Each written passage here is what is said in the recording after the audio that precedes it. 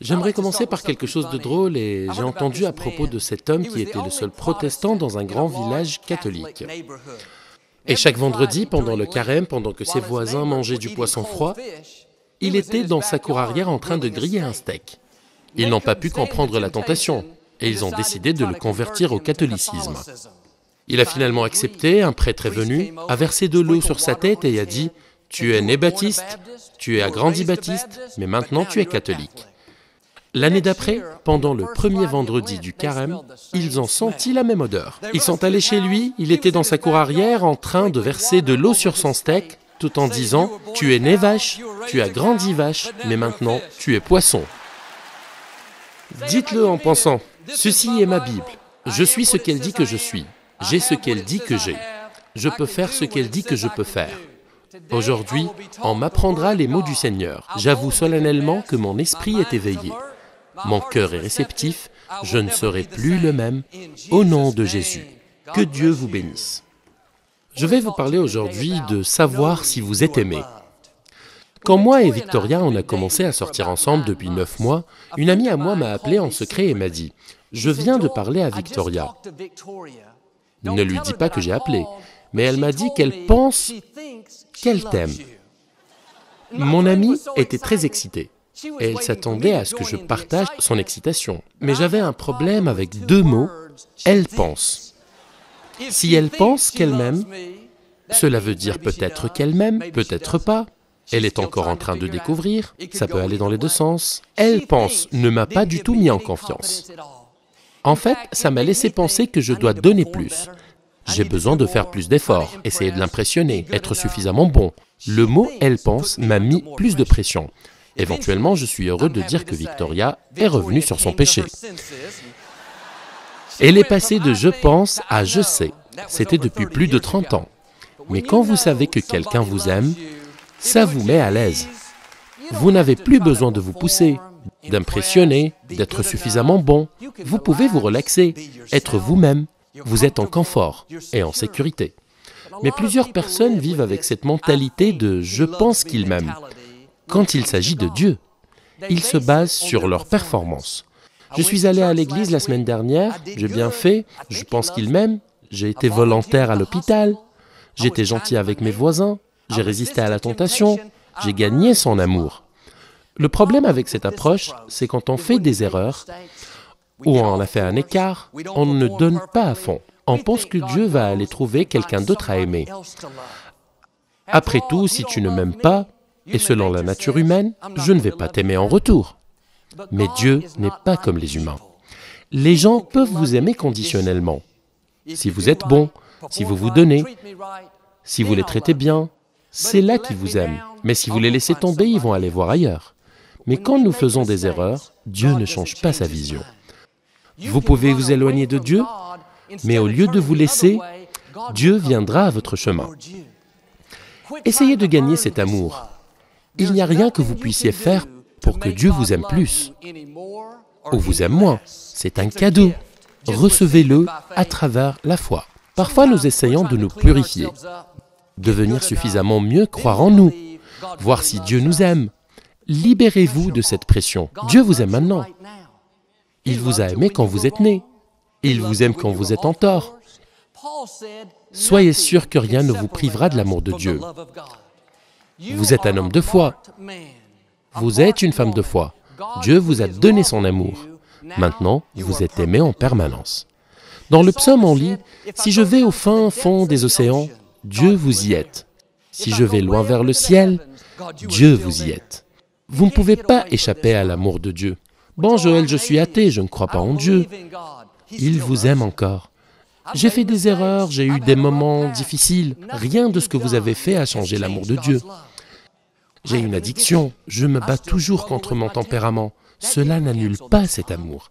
La Bible parle du grand amour, celui que notre Dieu nous a donné. Ce n'était pas ce petit amour, un amour éventuel, un amour conditionnel. C'était le grand amour. On pense toujours si on aime vraiment Dieu, mais ce qui est plus profond, c'est combien Dieu nous aime. Avant que vous soyez formé dans l'utérus de votre mère, Dieu vous connaissait. Il a pris le temps de planifier tous vos jours. Il connaît vos idées avant même de les penser. Il connaît vos paroles avant que vous les prononcez.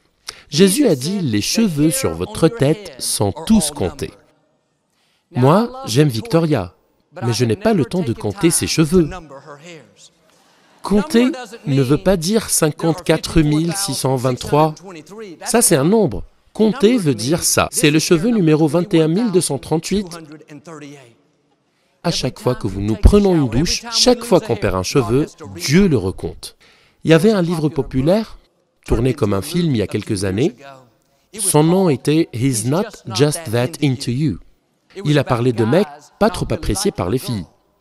Je vais vous dire, Dieu est juste l'opposé. Il est entièrement en vous. S'il prend le temps de compter vos cheveux,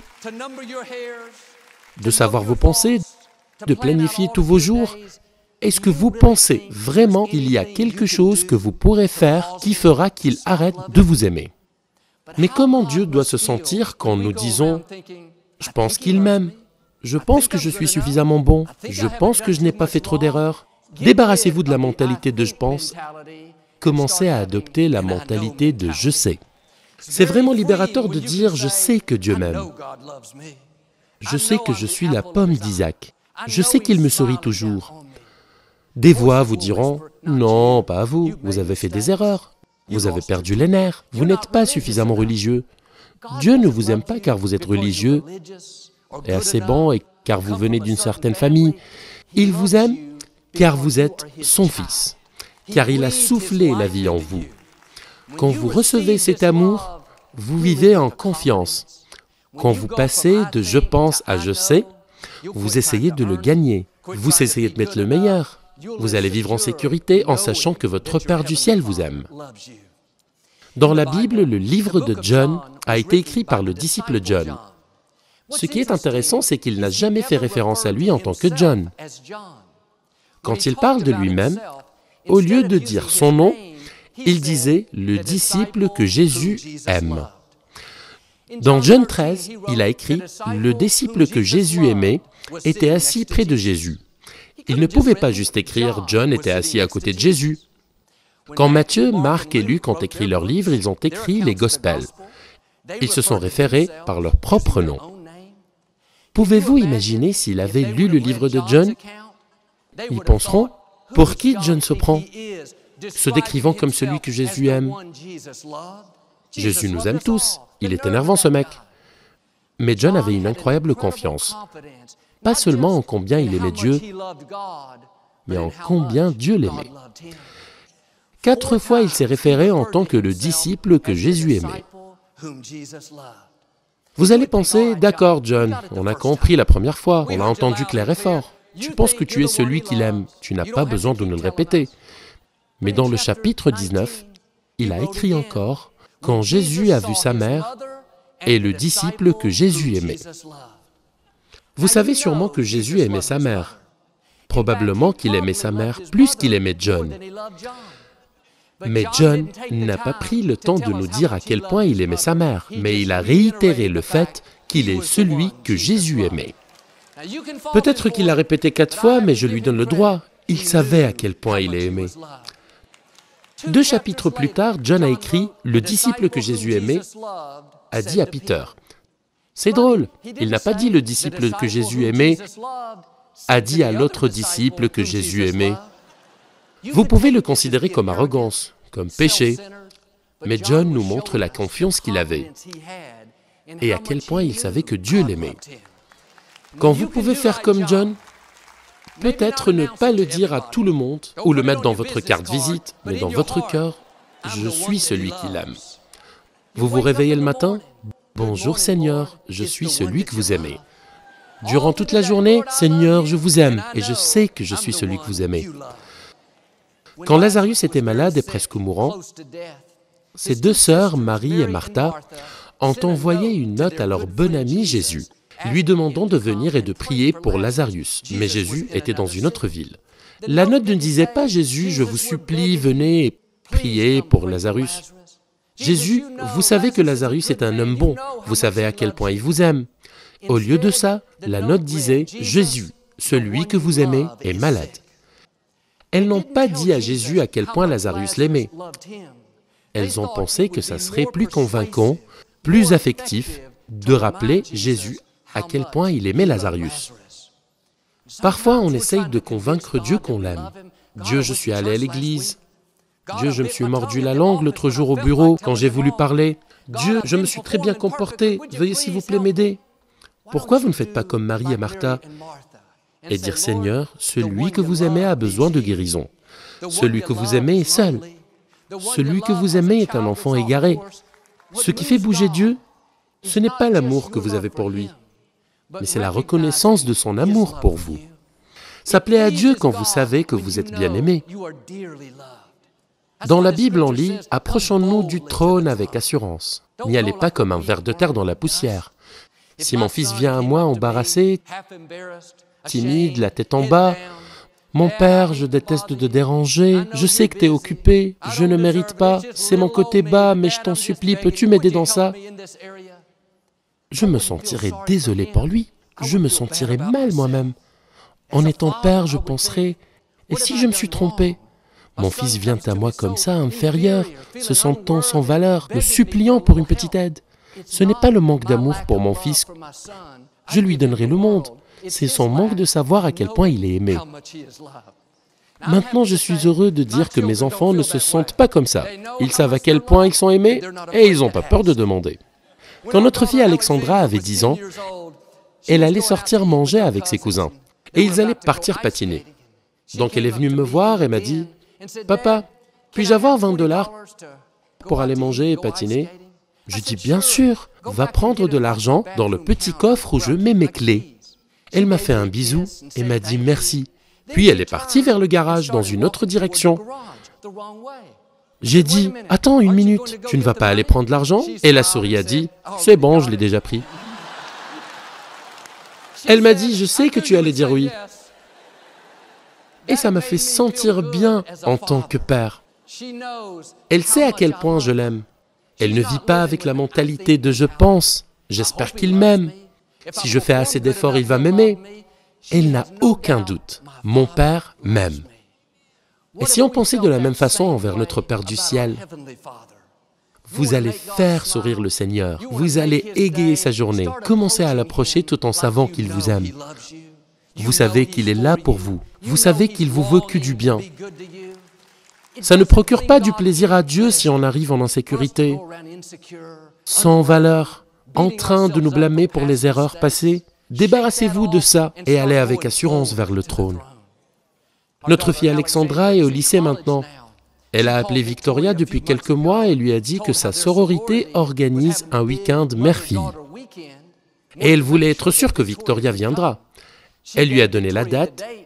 Ça vient de se passer, c'était ce week-end. Victoria a dit « Alexandra, nous avons la nuit d'espoir vendredi soir. » Puis moi et papa, on est supposé donner une conférence à l'écoute. Et tu sais que papa n'aime pas que je rate ça. Elle a dit « Ne t'inquiète pas maman, je vais appeler papa, il fera tout ce que je lui demande. » Elle m'a appelé, et comme vous remarquez, elles ne sont pas là. Vous savez pourquoi Alexandra a cette assurance? Parce qu'elle sait qu'elle est celle que j'aime. Et elle sait qu'elle est ma priorité.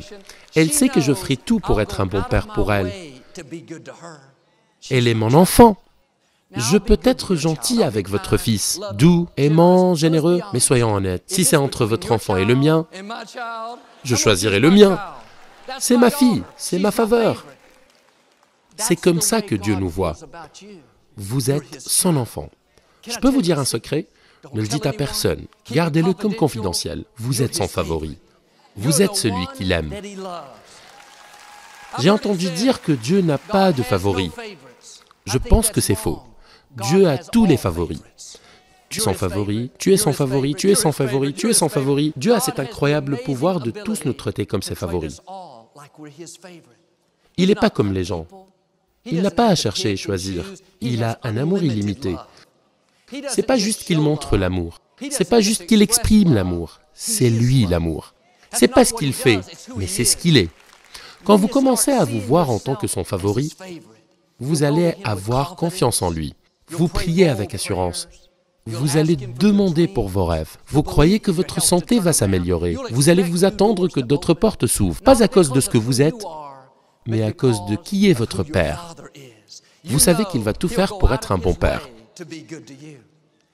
J'ai grandi avec 5 frères et sœurs. Ma sœur April était la plus jeune. Elle se sentait toujours comme la favorite de la famille. La vérité, c'est que mes parents ont eu plus de ressources quand elle est venue. Mon grand frère, Paul, a 47 ans plus qu'April. Je veux dire 12 ans.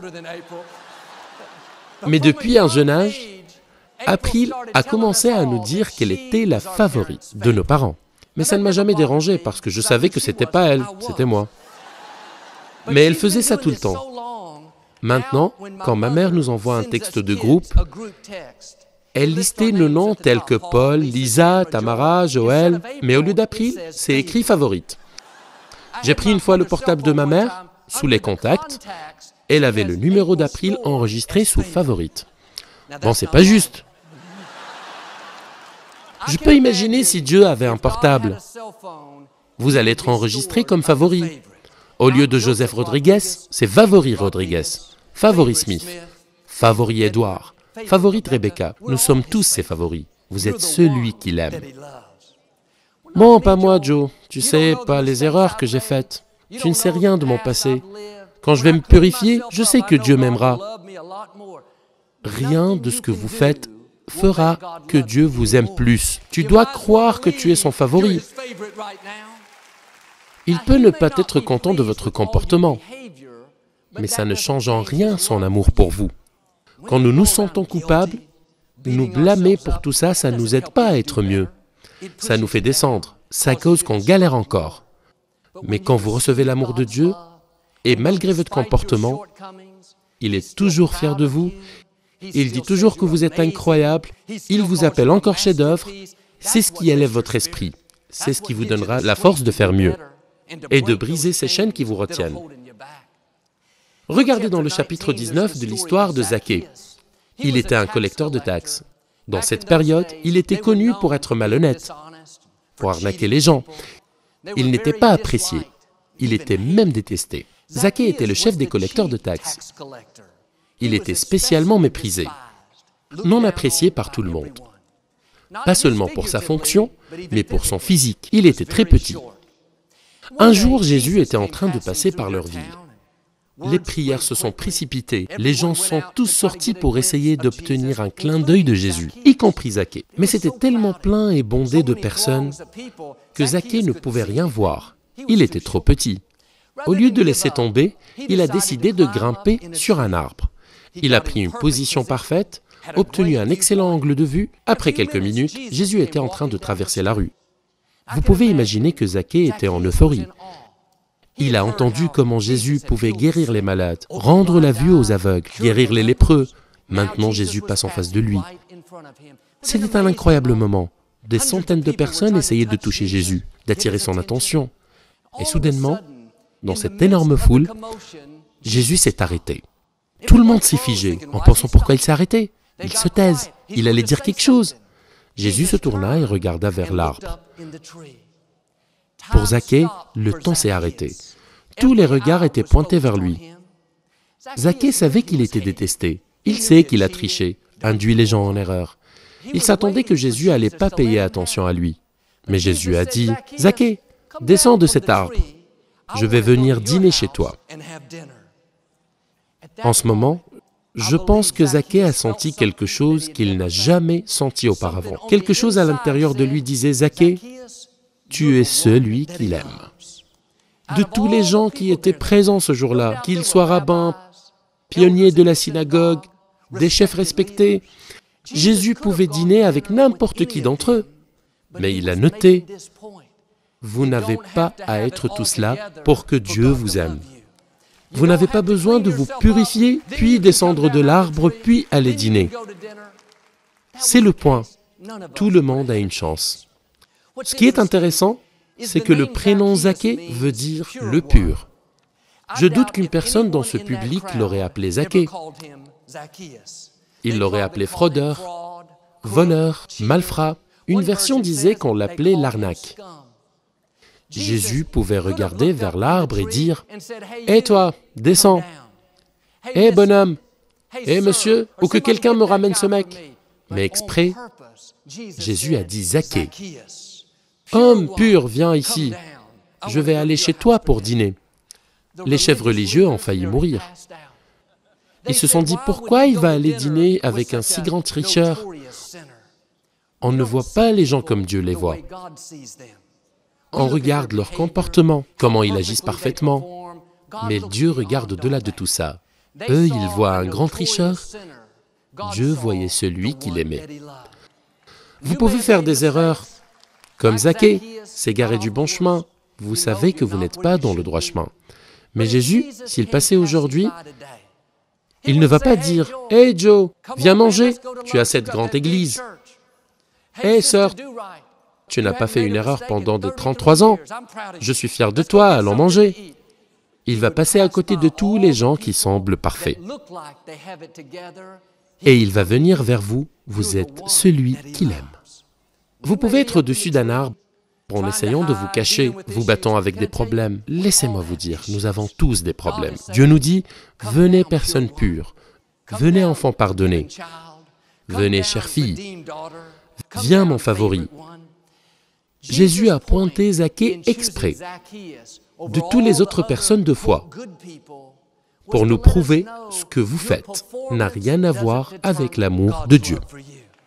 Mais Dieu, si je peux arrêter cette mauvaise habitude, si je peux arrêter cette addiction, je sais qu'il va m'aimer encore plus. Il va sûrement apprécier ton comportement. Votre vie ira mieux, mais ça n'affecte pas l'amour de Dieu pour vous. Il vous appelle pure personne maintenant. Est-ce que vous recevez cet amour? Est-ce que vous descendrez pour prendre un dîner pareil? Ou vous allez rester sur cet arbre et laisser les voix de condamnation vous dire que c'est trop tard pour vous? Vous devez vous débarrasser de tout ça et dire « Seigneur, je suis sûr que je suis celui que vous aimez. Je suis sûr que malgré mes défaites, malgré mes erreurs, vous avez toujours un bon plan pour ma vie. » Dans John 1er, ça, c'est le vrai amour. Pas quand nous aimons Dieu, mais quand Dieu nous aime et qu'il envoie son Fils sacrifié pour nos péchés. L'amour vrai n'est pas notre amour pour Dieu, mais c'est l'amour de Dieu pour nous. Quand nous essayons de nous améliorer pour gagner cet amour, le problème est que nous n'avons pas de mesure. Il y aura toujours une chose que nous ne faisons pas bien, une raison qui fait que nous ne sentons pas bien. Pourquoi ne pas se débarrasser de cette pression et recevoir le vrai amour que donne le Seigneur? C'est ce que la dame avait à faire dans le chapitre 8 du livre de John. Les chefs religieux l'ont emmené vers Jésus, accusé d'un acte d'adultère. Ils l'ont jeté à ses pieds et ils ont dit, « Notre Seigneur, que devons-nous faire ?» Jésus a dit, « Que celui de vous qui est sans péché jette le premier la pierre contre elle. » Ils sont partis, du plus grand au plus petit. Jésus demandait à la dame, « Où sont vos accusateurs? Y a-t-il quelqu'un qui vous a condamné ?» Elle a dit, « Non, mon Seigneur. » Il a dit, « Moi aussi je ne te condamne pas, va et ne fais plus de péché. » Il n'a pas dit, « Va et ne fais plus de péché, et là je ne te condamnerai pas. » Change tes pensées, corrige tes actes, ne cède plus à la tentation, puis je t'aimerai et je serai là pour toi. Totalement l'opposé. Il a dit en premier, « Je ne te condamne pas. » Avant de parler de son comportement, avant de pointer les problèmes, Jésus voulait être sûr qu'elle sait, qu'elle est celle qu'il aime. Quand elle a senti cet amour vrai, quand elle a réalisé que la seule personne qui pourrait la condamner ne l'a pas fait, je pense que quelque chose s'est passé à l'intérieur. Elle est sortie de là en une femme changée. Mais parfois la religion nous dit, « Purifiez-vous avant et Dieu vous aimera. Faites les bonnes choses, ayez un bon comportement. Sinon Dieu n'a rien à voir dans votre vie. » Ça, ce n'est pas l'amour vrai, c'est l'amour sous condition. Si vous faites du bien, si vous mesurez vos actes, c'est là que Dieu vous aidera. L'amour vrai n'a rien à voir avec vos performances. Ce que vous faites ou pas, c'est par rapport à ce que Dieu a déjà fait. Ce n'est pas basé à quel point vous aimez Dieu, c'est basé sur combien Dieu vous aime. Quand mon frère Paul était un petit garçon, avant que les autres frères et sœurs soient nés, mes parents le mettaient dans son lit la nuit. Puis ils allaient dans leur lit. Leur chambre était à quelques pas de la sienne, dans le petit couloir. Mon père disait toujours « Bonne nuit, Paul ». Elle lui répondait « Bonne nuit, papa »,« Bonne nuit, maman ». Une nuit, pour une raison précise, Paul était un peu effrayé. Après quelques minutes de s'avoir dit bonne nuit, il a dit « Papa, tu es encore là ?» Il a dit « Oui, Paul, je suis toujours là. » Il y a eu un petit silence. Puis Paul a dit « Est-ce que ton visage est tourné vers moi ?» Il a dit « Oui, Paul, mon visage est tourné vers toi. » D'une façon, ça a permis à Paul de se sentir mieux, juste de savoir que le visage de son Père est tourné vers lui. Et si je vous dis que le visage du Père du ciel est bien tourné vers vous, vous êtes celui qu'il aime, vous êtes son enfant favori. Il ne compte pas vos erreurs contre vous. Il vous appelle personne pure. Mon défi est de recevoir cet amour. Au fil des jours, je dis « Oh Seigneur, je vous remercie, car je suis celui que vous aimez. Merci de tourner votre visage envers moi. » Rappelez-vous que l'amour vrai, ce n'est pas votre amour pour Dieu, mais reconnaître l'amour que Dieu est pour vous. Si vous faites ça, je crois et je déclare que vous vivrez en confiance, en sécurité, dépassant les obstacles, allant vers le haut et en étant tout ce que vous êtes créé pour. Au nom de Jésus. Si vous me recevez, pouvez-vous me dire Amen aujourd'hui? Je voudrais vous donner une opportunité de rendre Jésus le Seigneur de votre vie. Veuillez prier avec moi. Dites juste, Seigneur Jésus, je reconnais mes péchés. Viens dans mon cœur. Je vous rendrai mon Seigneur et Sauveur. Si vous dites cette simple prière, on croit que vous allez renaître de nouveau. Allez dans une bonne église de la Bible et mettez toujours Dieu en première place.